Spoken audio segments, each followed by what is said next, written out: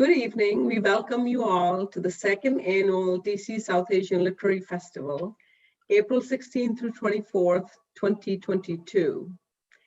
A week full of book discussions, workshops, and in-conversations.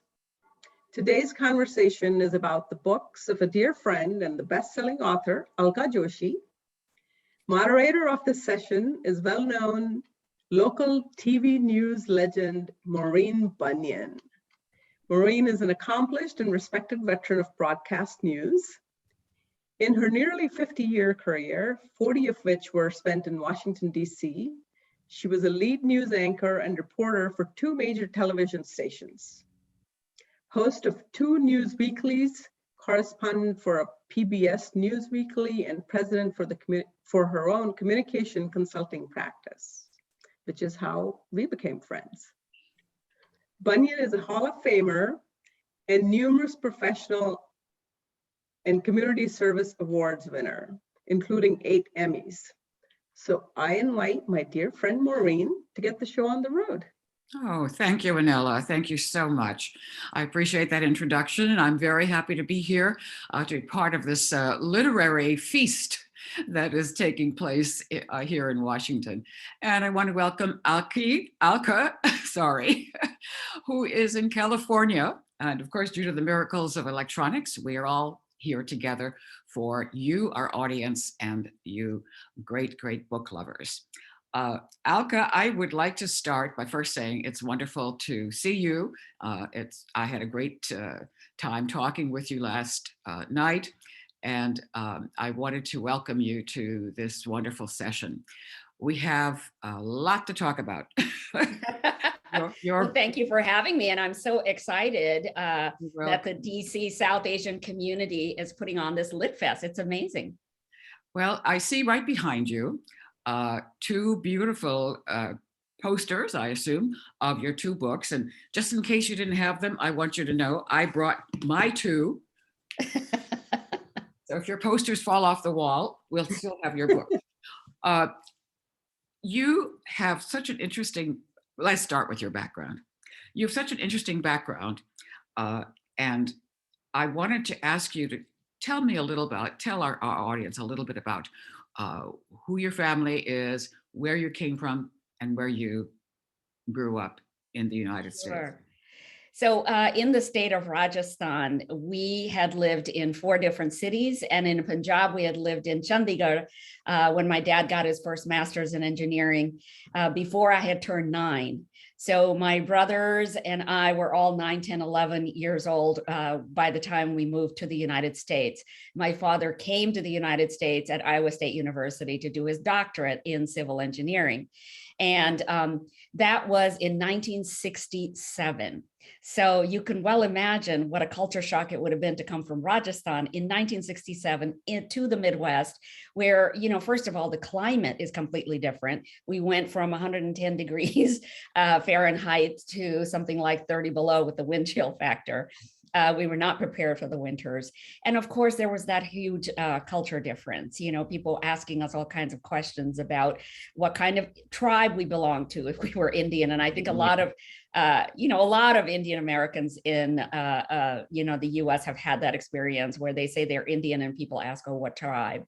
I think most Americans forget that Christopher Columbus was looking for India, and that is why the native folks here were called Indians in the first place, but everybody's sort of forgotten that history.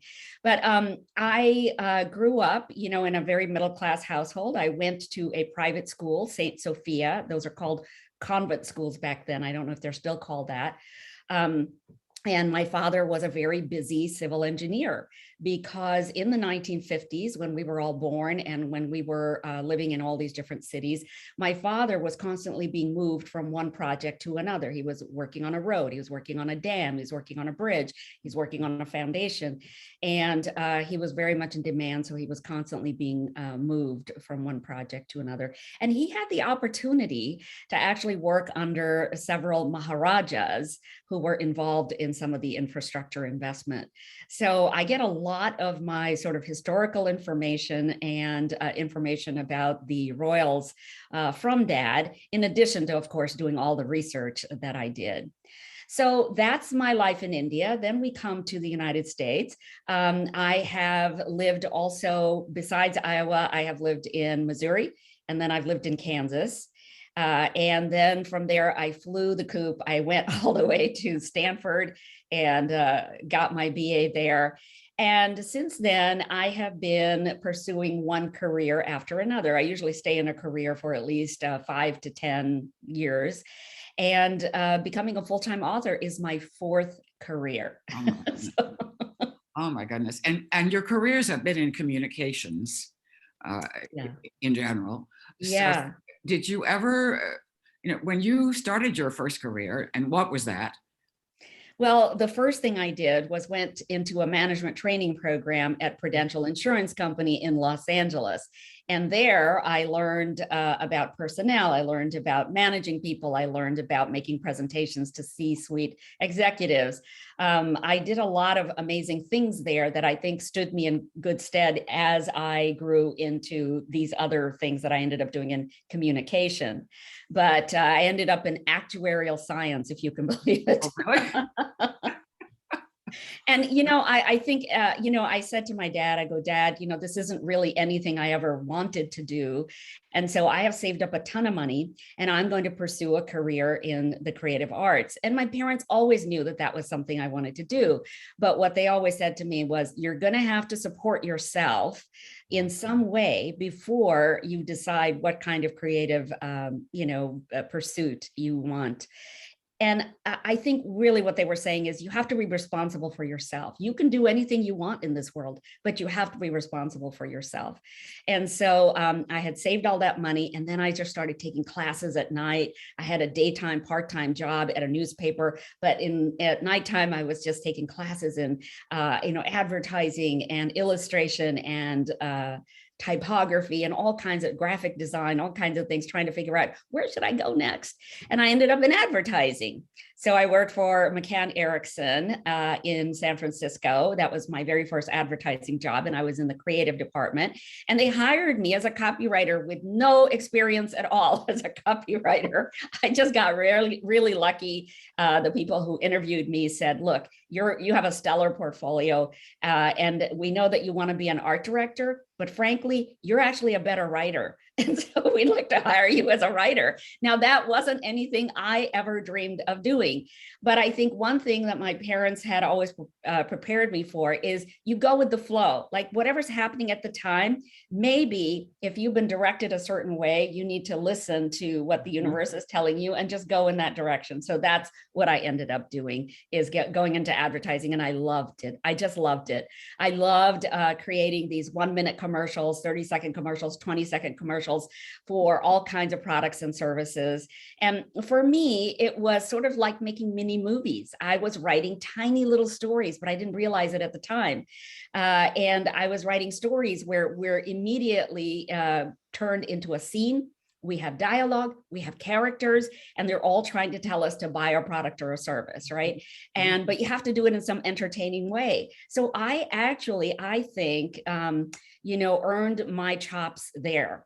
I just didn't realize it at the time, but my husband did. My husband kept saying, honey, I think you could write long form fiction. I think you could write all kinds of novels because you have that kind of imagination. And I would say, no, I'm just an advertising hack. I don't do that kind of thing. But then came the 2008 recession. And we all know that was that big global mortgage crisis that affected everybody's pocketbook. And for me, what that meant, because by then I had been running my own advertising and marketing agency. So for me, what that meant was that I was going to probably be twiddling my thumbs for a couple of years, waiting for clients to come back with their projects and not just put them on back burners. So I thought, well, it usually takes about 2 years for the economy to recover from a major fallback like that. And I thought, well, for 2 years, what can I do? Oh, geez, I think my husband has been telling me to go learn how to write fiction. So why don't I do that? I can go into one of these the MFA programs, the Masters of Fine Arts, and I can learn how to write a novel. Maybe at the end of 2 years, I'll come out with a novel, or I'll just become a better writer overall. And so that's what I ended up doing. And that's when I started writing the bare bones of the Henna Artist. Well, and here you are, you've combined all these skills and all this experience into to two wonderful books, and I assume more to come. Yes, yes. Let me ask you about your mother. I know that your mother was an inspiration to you in many ways, and that she had a big role in the inspiration for the character, the main character, Lakshmi, in The Henna Artist. Tell us about your mother. My mother had a very conventional Indian upbringing. She always knew she would have an arranged marriage. She was in her first year of college when her father called her and said, "Hey, we found this fabulous engineer for you to marry." And so she came home. She never finished college. And within 4 years after marriage, she had 3 small children to look after, and she had my dad to look after. And she was just constantly, busy running a household and so on. And I think that as I grew older, I realized that my mother was capable of so much more than this sort of limited life that she had been destined for. She had never been told that, you could have a career someday, or, you could have advanced degrees, just like your husband. You could also go out and work in the world. I think that she just thought her job was to take care of everyone and to just make sure everybody was fed and healthy. But I think that what she wanted to do was live a little bit through me. And so vicariously, she imbued me with all of the different messages that I think she would have wanted to get herself. So the messages go like this. You're a woman, and you can do anything in this world that you want. You have skills, you have courage, you have intelligence, and you will be able to do whatever you want. Now, the thing is that you don't want to get married or pregnant before you find out what it is you can do to support yourself. Those are the two things that my mother required of me. And I thought that that was very clever, because I do think that sometimes if you get married too young, or you have a child too young, it sort of ties you down into a certain kind of lifestyle. So I was really lucky to have the mother I did. There's this story that my father tells. I was 4 years old, so my brothers would have been like 3 and 6. We were all sitting in India still at the dining room table. My father's mother had come to visit, and she was doling the food out for the night. And my mother noticed that she was putting more food on my brother's plates than on mine. So she asked her, what are you doing? And my grandmother said, "Well, they're boys. They need more food." And my mother said, "Not in my house. Don't ever do that in my house." And, for a bahu to speak like that to her mother-in-law, first of all, is verboten. And I think that my mother just felt so strongly that she was going to have a daughter who wasn't going to be restricted and being considered sort of second to the men in the family, that she just fought for me every single step of the way. She just fought for me. Sometimes I think my father would have been very, happy had I gotten married and had children early on. But my mother was adamant. She was like, no, you are not going to force her to do that. That is not happening. And you're not arranging a marriage for her. She still has to figure out what she wants to do in her life. Do you think your mother was ahead of her time in thinking this way about your freedom and your independence? I think she was ahead of her time in the way that many women were thinking that way. And I know several women who were raised like my mother, but then have daughters who went on to do incredible things, because I think they always felt that their daughters were just as talented and just as intelligent as the sons that they had. So they encouraged them to pursue whatever they wanted. And for me, when I started writing The Henna Artist, it was important for me, and I think this is important for every writer once they start writing. I was passionate about saying thank you to my mother, because I think without her, I would not be where I am today, sitting here talking to you, Maureen. I think that what I wanted to say was, thank you, Mom. Even though you did not get to have the life that I did, you made sure that I could have this amazing life, to work all over the world, to do whatever I wanted in my life, to pursue a creative career. And so I modeled Lakshmi after my mother. Lakshmi in the henna artist looks just like my mother. She is, she has the green eyes that my mother did. And I have these kind of blue-gray eyes. And my younger brother also has green-gray eyes. So Lakshmi and Radha and baby Nikki all have these watercolor eyes, which I wanted to make a big deal about because they are a big deal. Everybody's always asking me about my eyes. I didn't know Indians could have blue or green or, gray eyes. But then I think that's where the resemblance ends with my mother, because Lakshmi, unlike my mother, gets married at 15, then leaves her husband at 17 and decides to pursue this life of her own, makes her way to Agra, where the courtesans teach her how to do henna. And then she takes that skill to Jaipur, where she, is the henna artist to all of these elite ladies.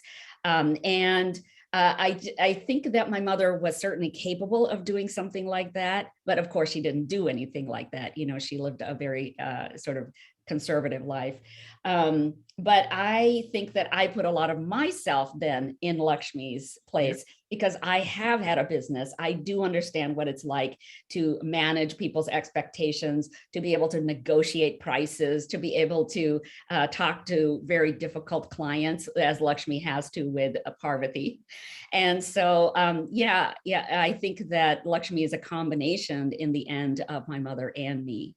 But I think, Maureen, what's even more interesting is that what started out as a love letter to my mother in writing the henna artist really ended up being a love letter to India. And I did so much research to discover why India had such a negative reputation here in the United States when I first got here on the scene.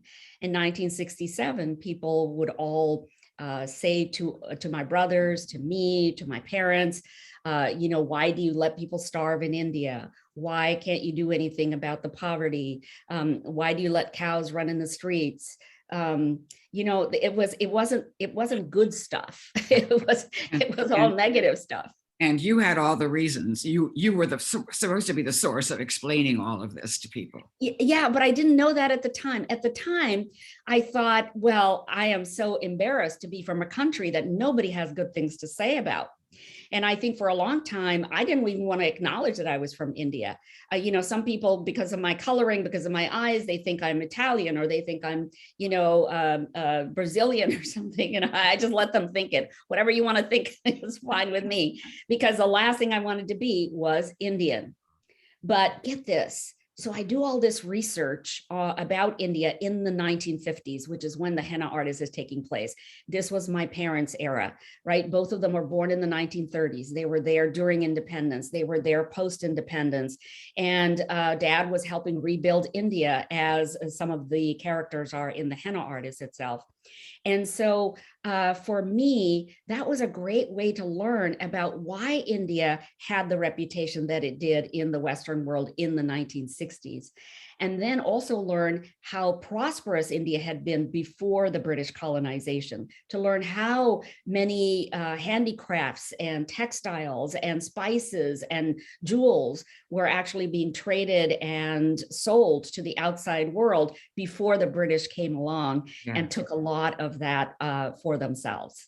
So it was a great learning experience. And I want the world to know now that I have a voice, now that I have a forum where I can talk about the beauty of India and the many riches that India has contributed to the world. I think that this is my forum to do that. This is my time to do that. This is the way I'm going to be able to then explain to people as a 64-year-old what I couldn't explain to people as a 9-year-old. Well, you've done a good job. You've done a great job. You talked about Lakshmi, and I want to go a little bit into her motivation and the point in Indian culture in which you have set her.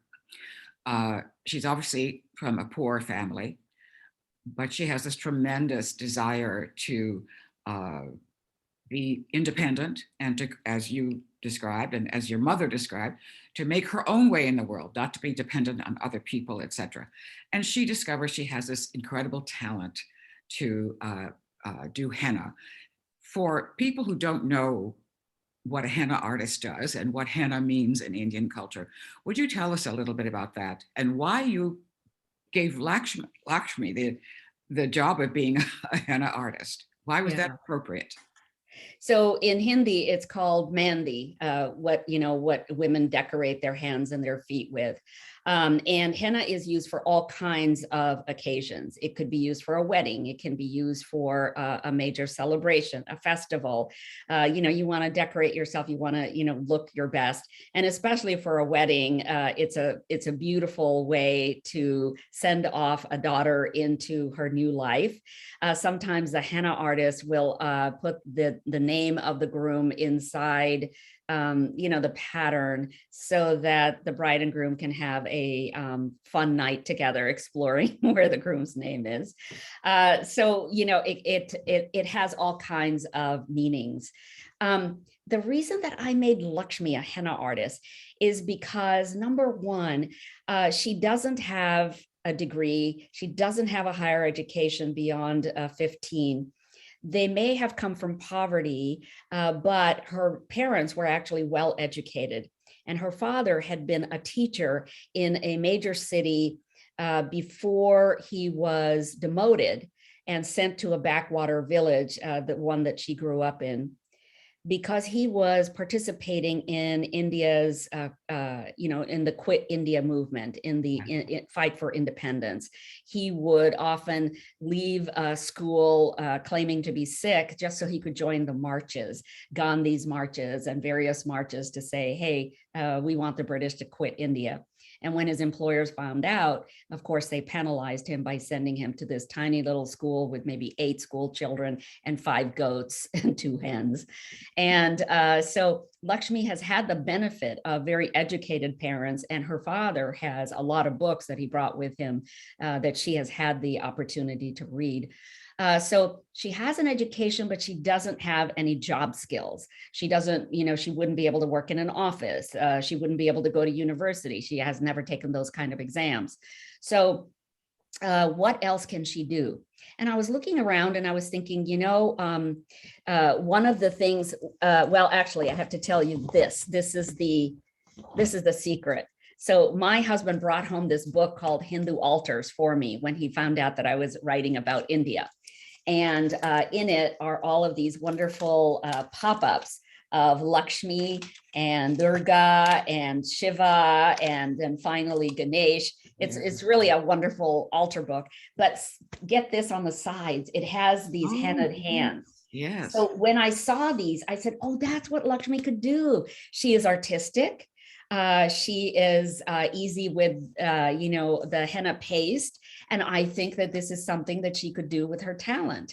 Now, my mother said, honey, if Lakshmi is supposed to be me and you're writing this book, we are Brahmin. I would not have been allowed to become a henna artist. That's not something that my parents would have condoned.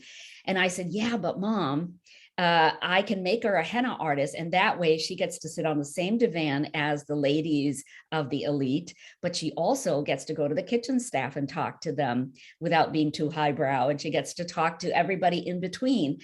She doesn't really have at this time a caste, but she has this kind of bearing that allows her to straddle a lot of different classes. And so that's why I wanted to make her a henna artist. And then my mom said, in 1955, when I was married, honey, the mehndi was not as intricate as your Lakshmi is doing. The mehndi was very, crude because it could be applied only with a finger. So the paste would be applied like maybe in a circle, or maybe little dots and dashes, and, up the fingers, and maybe just the fingernails would be done in mehndi.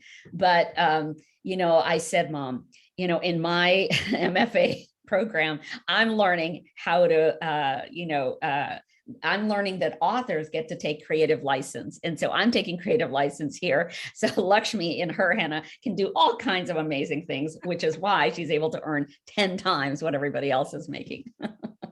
It's fascinating to see a young woman that you've created who is so independent, and yet she has to leave her family. She marries not a nice man. He injures her, beats her up, and she has again to leave him and to try to continue her life. And one of the things that really struck me in what you wrote was, you wrote, in India, individual shame did not exist. Humiliation spread as easy as oil on waxed paper to the entire family. So Lakshmi's departure, both of them, brought shame to her family, and she had to live with it, or she did try to live with it. And this is a strong theme throughout the novel. Tell us about that. I think that what a lot of people in the Western world may not understand is that in the East, there is the tendency to think about the family, the group, the community, more than thinking about the individual. So here in America, we're all focused on what color is your parachute, what makes you happy, pursue your dreams. But in India, it's all about what will make the family happy, what is going to be the thing that you do that's going to make the family richer, or in a better place than you found it. So this is one of the reasons why marriages might be arranged as well, because, you need to find people, or your parents are going to try to find people who also have the same kind of language. They have the same traditions. They have the same, foods that they're eating, so that the community of the bride's family and the groom's family can become one unit, can become as one and think as one and do as one. And that feeling is so strong in India that if one person tries to go outside of that system, and this is true, I think, even today, if somebody wants to be the nail that sticks out of the piece of wood, they are going to try to get hammered down, or they will be ostracized. And what's happened to Lakshmi is she knew that if she left her husband, she would be ostracized, and even her family would be ostracized, and even the extended family would be ostracized, and even that village would carry the shame of what she had done. So those are the repercussions. It's like a ripple effect of things that are done in a family that will impact all the rest of the family, maybe several layers down. I also liked the way you included, I guess, Lakshmi's two children, I want to call them, her sister, and also Malik. Yeah. And although Lakshmi at this point does not have children of her own and isn't married and is very young, she's motherly. She takes care of these two young people. Her sister, I think at the time we meet her, is 13. Right. And Malik is a little boy, 8. So not only is Lakshmi talented, but she also has a lot of empathy and desire to help others and younger people than basically, she's taking on a motherly role. Right. How did you conceive of having her in that role? It's so funny, Maureen. I don't plan a lot out when I start writing. I start with a scene in my head. A scene comes to me and it has characters in it. And the first scene that I saw in the henna artist was of Lakshmi painting the Mandi on Parvati's feet. And we are in Parvati's bedroom. And so I can describe everything that is in the bedroom, including the little statue of Ganesh that she must have prayed to, because there's a little diya that's been lit right there and the incense cone is going. So Lakshmi is in this environment. And then I have to ask myself these questions. what does Lakshmi want in this scene? What does Parvati want in this scene? Because if you have two characters in a scene, they each want something. And what are the obstacles to them getting those things? So for Lakshmi, it's going to be, I have to convince Parvati that she needs to hire me as the marriage broker for her son. Mm-hmm. And for Parvati, it's how can I get my holiday party, and how can I find the right person for my husband at a reduced price, because she's good bargaining. And so these two women are kind of at odds, but also find that symbiotic point where they can come together on this. So then another scene will come to me after that. And the next scene after that was where we meet Malik. And I wanted Lakshmi and Malik to have this business sort of relationship. Malik is a street child and he works for her. So she says, hey, go get me this, go get me that, and as time went on, as they worked more and more together, Malik has actually started purchasing a lot of her supplies, because for the art that she does, she needs essential oils, she needs fragrances. She also needs all kinds of ingredients to make sweets and savories that she feeds her ladies while the henna is drying after she has painted it.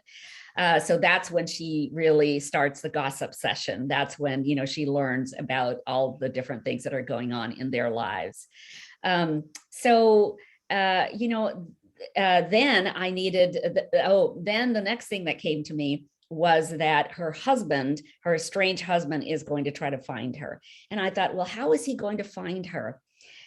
She disappeared. She went into another city 800 miles away. How is he going to find her? And I thought, well, there must be a connection. And then I thought, what if there had been a daughter who was born right as soon as Lakshmi left? So she didn't even know that she had a sister in the family. And that sister then, in some way, finds out an address where they can go to. And so then I thought, okay, why wouldn't this sister have known over the last 13 years how to find Lakshmi? Well, then I realized it's because Lakshmi shamed the family and her mother burns all of Lakshmi's letters that come in. The daughter, Lakshmi's sister, Radha, has actually no idea that she even has a sister because the mother refuses to talk about her. And so that is kind of how that part developed. So what I realized then is that initially I thought Parvati and Lakshmi were going to be the protagonist and the antagonist. Mm-hmm. And then it turned out, no, it's really Radha. Radha is the antagonist and to Lakshmi's protagonist. And Radha is the one who presents all the obstacles, including the biggest one that happens when Radha gets pregnant. Mm-hmm. And in a novel, you constantly need your protagonist to be presented with insurmountable obstacles. They have to be able to use their wit, their, whatever resources they have at hand, the people around them, they have to be able to use them in order to get beyond those obstacles. And that is what Lakshmi does. So that's kind of how that happened. I was very pleased that Malik showed up in my imagination, because I saw him always as Muslim. And what was important for me was to show that in India, when you live in different parts of India, Hindus and Muslims get along. They live in the same neighborhoods. They celebrate festivals together. They own businesses together. They work for each other. You will even have, in Bollywood, our 4 top grossing male actors are all Muslim. And there's no Hindu who's going to say, I'm not going to go see that movie because that Muslim is in it. There's a lot of symbiosis in India that I don't think the West is aware of. The West only hears about conflicts between Muslims and Hindus when they erupt, because it's media, it's sensationalism. The media is going to write about whatever is the current thing that's happening, and that's what's happening. There's no channel that I know of called Good News Media where it's all about the wonderful. It would go out of business very quickly. Exactly. So it was important for me to have Malik in there. And I think that what was so interesting is that he became a bigger and bigger and bigger part of the story. Yes. Because his character was so charming. And he was loyal. and he was crafty. And so he is helping Lakshmi get out of some of these scrapes that she is in. And he just was so insistent in my head. It took me 10 years, to get the henna artist to the point of publication, because my agent was not willing to let it go to a publisher until she felt it could be a bestseller. So she held on to it and held on to it and held on to it. And she kept saying, no, you're not ready. No, you're not ready. Now you need to do this. Now you need to do this. I mean, she was, yeah. I mean, she was a taskmaster. And I am more grateful than I can tell you that I had such a taskmaster as an agent, because finally, she said to me, why is Malik so much in this story? Why can't we just maybe play up the Hindu-Muslim conflict? If he's going to be in the story, then let's do that. I said, no, that's not what my book is about. Go tell somebody else, Emma, that's what you want the book to be about, because that's not what my book is about. My book is about women's agency. And Malik is just one piece of the puzzle who is helping Lakshmi gain agency in this life. So I said, I will be willing to reduce his character in the henna artist, but I will never eliminate him. She said, okay, fine. So in the henna artist itself, I had all these pages with Malik in them that got cut.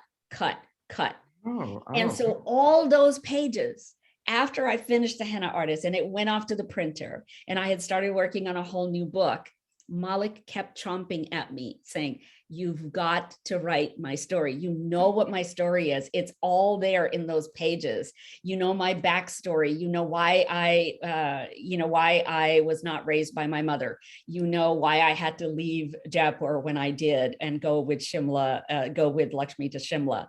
You know all these things about me, and yet you haven't put any of them in this book. So why don't you write about me? And there's something that happens to writers after we have been living with characters as intensely as we have for such a long time. I mean, when we eat, we're thinking about them. When we sleep, we're thinking about them. We're constantly crafting scenes in our head when we're walking and biking and swimming and all of these kinds of things. They're like a second family to us. Yes. And so when they talk, we listen. Well, that's a good segue to more about Malik in the second book, The Secret Keeper of Jaipur. He is 20 years old now. This is 10 years after the henna artist, the setting of the henna artist. Malik is 20 years old. He's gotten an education, and he is no longer the little boy that helped Lakshmi. So where is he going?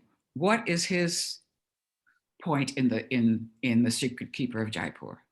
So once again, this story, The Secret Keeper of Jaipur, started as a scene. And the scene that I saw was in Shimla. Shimla is a vacation, a sort of resort, and a place where a lot of honeymooning couples will go, and people like our family, when we were much younger, we used to go to Shimla to escape the heat of Rajasthan. So I see Shimla. There's a place called the Ridge, which is a sort of a pedestrian walkway. And you have all of these historical points of interest along the way, but you also have, vendors selling all kinds of things. You have these little shops, these little stalls and everything. And I saw this one woman in my imagination. I see this woman. She's a tribal woman, I know, because she has a couple of little tattoos. And then she's also dressed in the kind of headgear and the clothing that the tribal people wear. And I remember this from having, been in Shimla as a girl. And so she is selling something very different from what everybody else is selling. They might be selling Coca-Cola or samosas or whatever. And she is selling herbs and plants that she has harvested from the upper elevations. So Malik is very interested in having Lakshmi see what all of these are. And maybe Lakshmi would be interested in growing some of these for the healing garden that she has started in Shimla. And remember, we're in 1969 now, so she's been working in Shimla now for many years. She has really developed that healing garden. She works with her husband now, Jay Kumar, whom she met in the henna artist. And, she works at the community clinic with him. So Malik says, Lakshmi, he calls her Auntie Boss. He says, Auntie Boss, you have to come with me. You have to come with me. So he is dragging her down this pedestrian walkway to this particular this tribal woman's stall. And as they get closer, Lakshmi is very interested in all of these plants. She really wants to know more about them. And she thinks, hey, I could use some of these to create some of the herbal remedies that I already create just using the plants that are available here in Shimla. But, this could open up a whole new world. And so she says, she turns to Malik and she's about to say, okay, I'd like you to pick up, 10 of these flowers every week and 3 of these plants and so on. And she notices that he is looking at this tribal woman across the stall, and that the tribal woman is looking at him, and that there is some kind of connection between these two. So Lakshmi, I notice, is not happy about this. So now I have to ask myself questions, just like I had to ask myself the same questions when I started the henna artist. Okay, why am I seeing this scene? What do each of these 3 people want from the other, or from life, or what is their goal?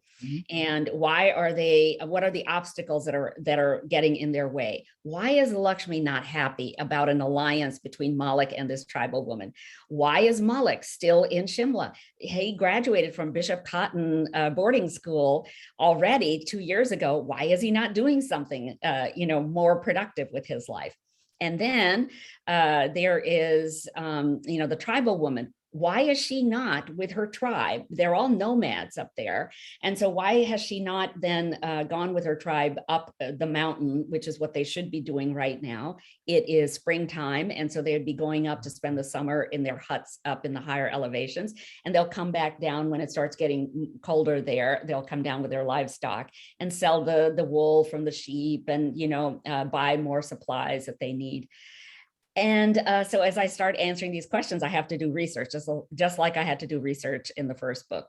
So the research entailed finding out about these, nomads.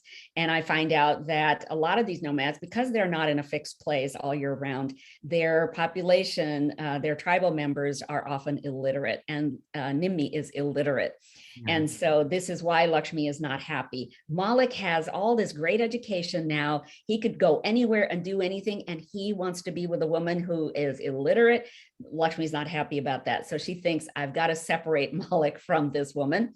And she sends Malik down to Jaipur, where her friends Manu and Kanta are. Manu and Kanta are the ones who adopted baby Nikki in the henna artist. And so they owe her a favor.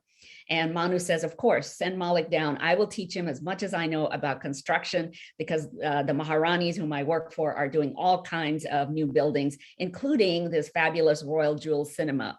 Now, my model for that, of course, is Rajminder. That has existed in Jaipur forever. So I think it might be closed now. I'm not sure. But I remember going to that cinema very early on, when I was a kid. And so, it was like a model cinema at the time. People would come from miles around to go to that cinema. And that's what this cinema is that Malik is now learning about. He's learning about the construction. And of course, in doing so, he meets up with the Singhs again. And the Singhs are the bane of our existence here for our good people. And so the Singhs are doing all kinds of nefarious things that Malik cottons onto. And then he has to figure out how am I going to expose this. And so in the meanwhile, Lakshmi and Nimmi are up in Shimla, and they get involved in this whole gold business. So, I learned through all of my research about the Gold Control Act in India and how many times it's been revised over the years. And the reason it was put into place also is because Indians tend to buy a lot of gold for weddings, and then they hoard it, and then they will, pass it on to a next generation, a generation after that. They tend to sort of keep it to themselves. And the more gold that is bought and then hoarded, it devalues the rupee. And so, the government said, we got to put the kibosh on, we got to put some limits on how much gold people get to hoard, how much gold a jeweler gets to sell. And once they started doing that, it opened up the black market for gold. And so that became a central theme of The Secret Keeper of Jaipur. And I found a way to tie what's happening in Shimla with Nimmi and Lakshmi all the way to Jaipur, where Malik is learning about construction. I found it, after reading the two books, the thing that I noticed is the henna artist. I guess I would say the lesson of the henna artist, not so much the lesson, but the theme of the henna artist is personal personal independence, obviously, for women, and the issues that women in India face as they try to become more in control of their lives. And then The Secret Keeper of Jaipur made me think, this is about corruption and how these particular people, including Malik, deal with the corruption that he finds and sees. And also it shows how corruption affects people in bad ways, obviously.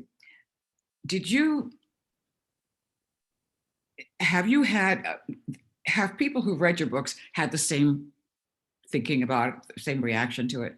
Because I see these two themes, and that makes me wonder, what is your next theme going to be? Because both themes are very powerful, the status of women, etc. And corruption anywhere is a powerful theme. What can you tell us about what is going to happen to these people? Oh, great question. I love this question because I just finished my final draft of book number 3. Mm-hmm. So if this is really Lakshmi's story, and then The Secret Keeper of Jaipur is actually Malik's story, I realized that I needed a third story about Radha, because we have left Radha completely out of this book. In writing The Henna Artist, I knew what the futures of Malik and Radha would be, and of course, Lakshmi. And I knew that at this point in 1969, when this story takes place, Radha is supposed to be in Paris. She is married to a Parisian. She has 2 little girls. She works in the fragrance industry, and she wants to learn how to be a master perfumer. So there is no reason for her to be in this particular story, which is about gold. It's about these nomadic tribes. It's about how they get conscripted into all kinds of illegal activity, trying to carry gold all the way down into the middle part of India. And so I thought, okay, I need to do a third book about Radha, and it's going to be about perfume. So in the third book, Radha is living in Paris. The year is 1974. So we've advanced the story 5 years. And she is working for a big fragrance house, the House of Eve. And she works for a master perfumer who is a woman. There aren't many women who are master perfumers. That is really a designation that does not come easily, and definitely does not come to women in 1974. But this woman has just fought her way to the top. And so she is Radha's boss, and she wants to see Radha do well because Radha has an affinity for all the ingredients that go into perfume.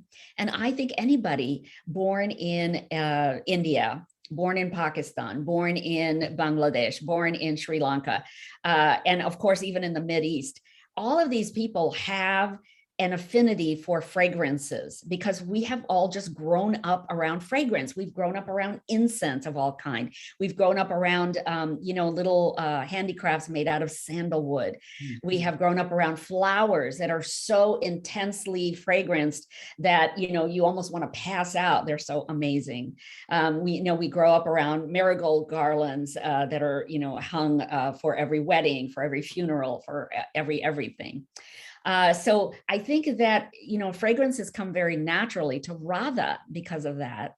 And so she has sort of an innate ability to remember scents in her mind and to figure out what scents will go with what in order to create a brand new fragrance. That's what a master perfumer's job is. They memorize something like 3,000 scents in their brain, and then they mix everything in their brain a new formula for a perfume before, you know, it can be sent out to the marketplace. So Radha is in the midst of creating her very first signature scent when there's a knock on her door in Paris. And it is the baby who has grown into a young man whom she gave up for adoption in the henna artist. So now Nikki is 17 years old, and he wants to know who his birth mother is. So Radha has a lot of explaining to do, but also I get to show in book number 3, all of the raw ingredients that go into perfume come from India, because Radha is going to have to make a trip to India in order to investigate a scent that she has been looking for. And I think everybody here would understand what it is. It's Mitti Ither. And, you know, it is the scent of rain. And this is something that the French are not aware of. And Radha is going to, you know, discover it and bring it back. So I think in every one of my novels, I get to tell people about these beautiful traditions and crafts and the raw materials that India has contributed to the world. And it continues to contribute to the world. I mean, look at all the brain power that right now India is contributing to the world. I mean, the reason that you and I are able to Zoom right now is because of all of the Indian software and hardware engineers who work all around the world, you know, to create this kind of technology.